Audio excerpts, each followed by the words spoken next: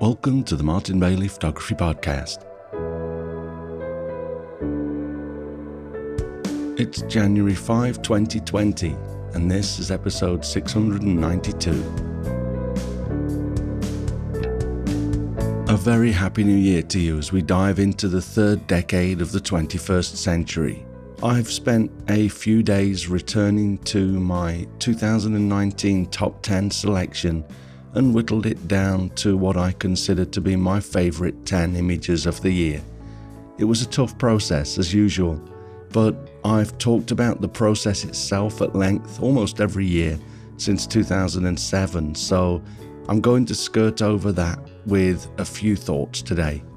The thing that I found most difficult about this year was that I've done all of these tours that I did in 2019 many times, so it was difficult to find images that felt relatively fresh. But most of what I have ended up with has at least a small element of freshness for one reason or another.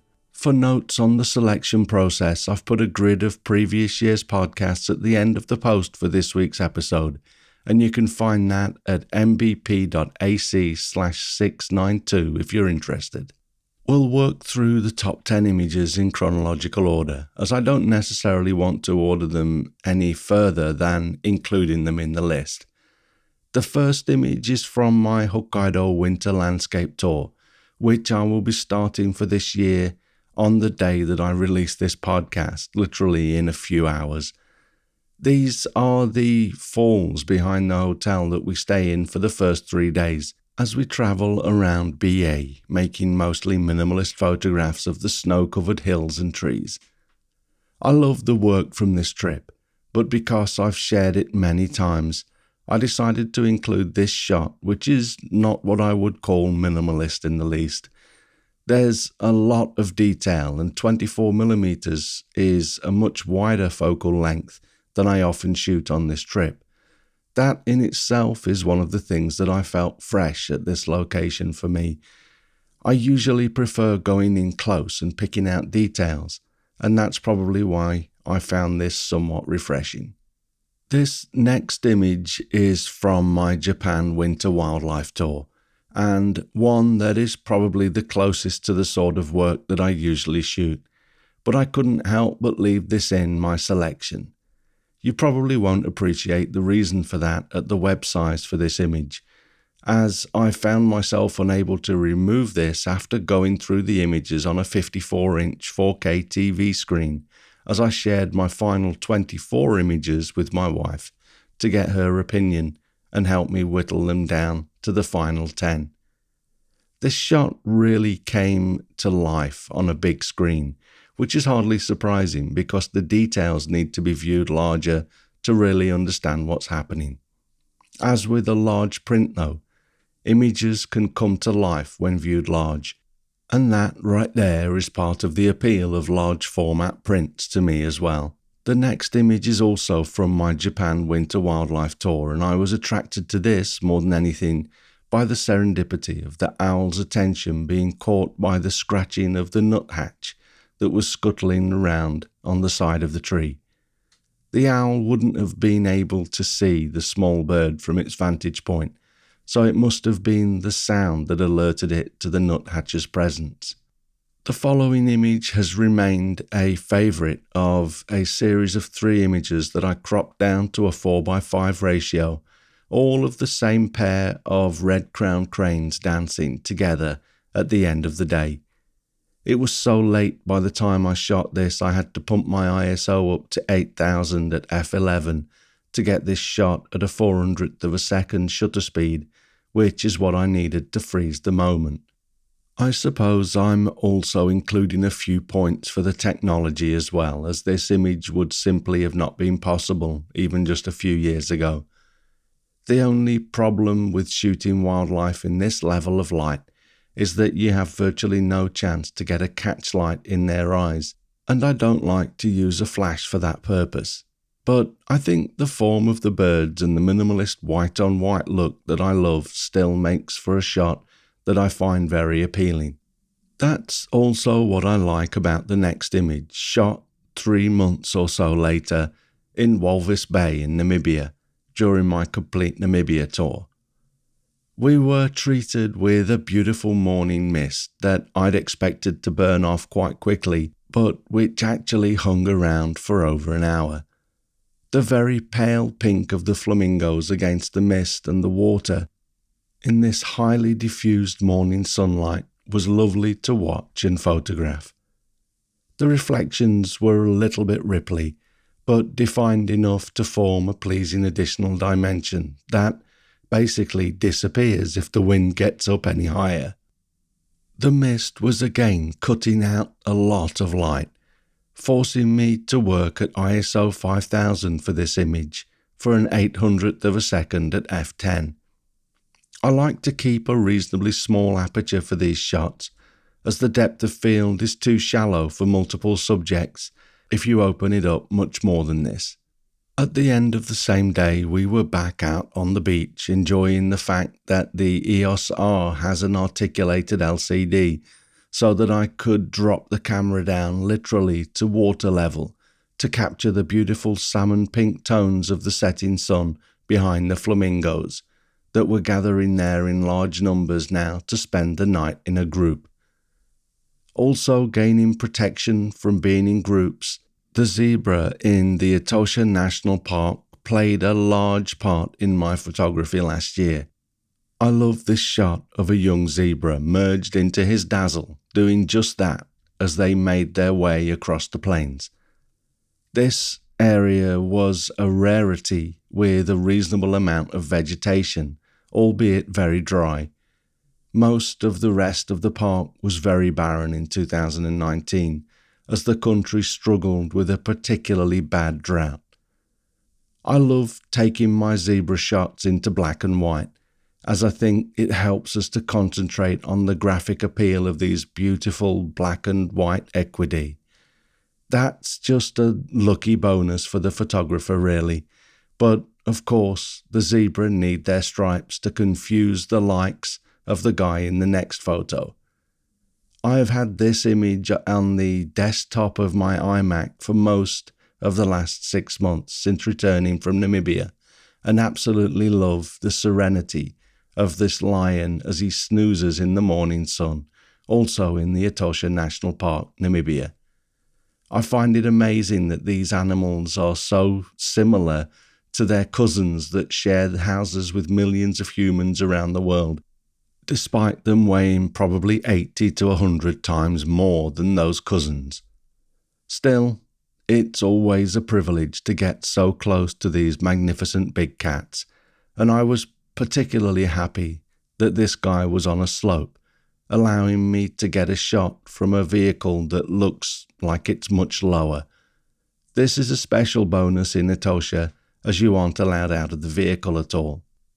You might think that getting out of the vehicle around lions is not a good idea anyway, but that makes me recall having to get out and push our car out of the sand when we got stuck in the dry Huanib riverbed a number of years ago, while listening to the lions behind the vehicle, hoping that they preferred the taste of the giraffe they were feeding on to overweight humans. The final 2 shots were from a trip to Mie Prefecture in December 2019 to photograph these 2 rocks in the sea that are connected with a large rope by the Shinto shrine on the shore just to the right of the rocks. They are called the Meoto Iwa, with Iwa meaning rock and Meoto in this case means husband and wife. I'm not sure that I like the idea of a husband and wife being tied together, but the sentiment is harmless and the shrine is supposed to help people find a partner, so it's all connected, like the rocks themselves. I've had this location on my wish list for a number of years, and my friend Yolana Switica has a lovely shot of these that had caught my eye too, so I decided to have a few days out of the office in December and go and shoot them. The 2 rocks in this image are, in my opinion, nicer to look at from this angle, so I chose this EOS R photo over a closer image that I shot shortly after on medium format film with my Rolleiflex TLR camera, which has too wide a lens to shoot from this angle. Having this final image that was shot on the Rolly though seems like a fitting way to end the series, as I also ended the year being somewhat consumed by the revival of my passion for film photography. It's been exactly 20 years since I switched to digital and almost instantly stopped shooting film. I remember shooting my second camera on film briefly on my first visit to Hokkaido in the winter, as I had only one DSLR, and even compared to my Canon EOS 10D, 35mm film really didn't cut it. But the images that I'm getting on medium format with the Rolleiflex and the film and chemicals I'm using have been blowing me away. It's not just about the resolution of the images though.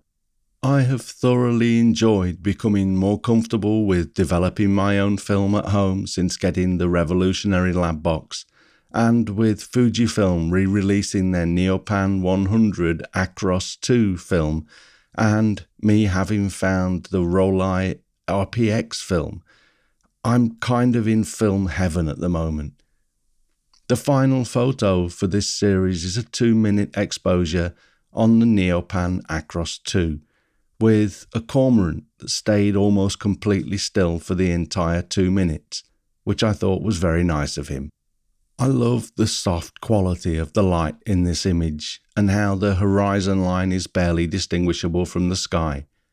I'm also pleased that the Neopan has not lost its ability to create beautiful deep blacks, as it got reborn as a Mark II film. Without the colour information, there is no easy way to mess with the feel of the image either, so I'm very happy that I've been able to create work that matches much of the minimalist work that I find so appealing.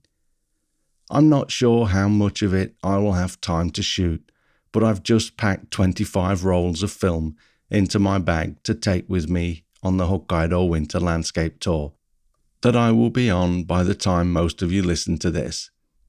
I'll be shooting digital as well, just in case it all goes pear-shaped for any reason, and of course, with only a 75mm lens to work with, there will only be a certain number of locations that will work, but I'm going to try really hard to make some of the scenes that I'm more familiar with work in this format. I think it's become a bit of a personal challenge too, but it's really just a lot of fun, so I'm really looking forward to seeing what I can come up with. One last thing that I wanted to point out is that I have just about finished the script that I'm creating to provide a command line interface for updating the EXIF information in my film images. Of course, it uses EXIF tool from Phil Harvey on the back end, but I've created something quite sophisticated to walk through the process of tagging scanned film in a number of ways and hope to be able to release it as a product for sale very soon. I'm not going to charge a lot for it, but it's been a lot of work and will require more work to refine and maintain, so free doesn't really work for me. Anyway, the point is, if you click on the final image and take a look at the shooting information, you'll see that my site is reading the shooting data just as it does from my digital images, and that was my main motivation in creating the script. I really wanted to be able to record this information in the image easily. I'm also tagging the images with the time, so they sort correctly along with my digital work, and that was also important to me. As I mentioned, here is a grid of all of the previous year's top 10 selections and the episodes on the selection process itself, which I find to be a great learning experience and practice for creating small selections of images for both personal and professional scenarios. Check out these earlier posts if that interests you and you haven't already heard my thoughts on this. As usual, if you have your own top 10 posted online or your own thoughts on the process, please do comment on the blog post at mbp.ac/692 and include a link. I did a terrible job of following up on this last year, and I hope to do better this year. but I will get to it at some point, so please do post and feel free to comment on each other's work as well.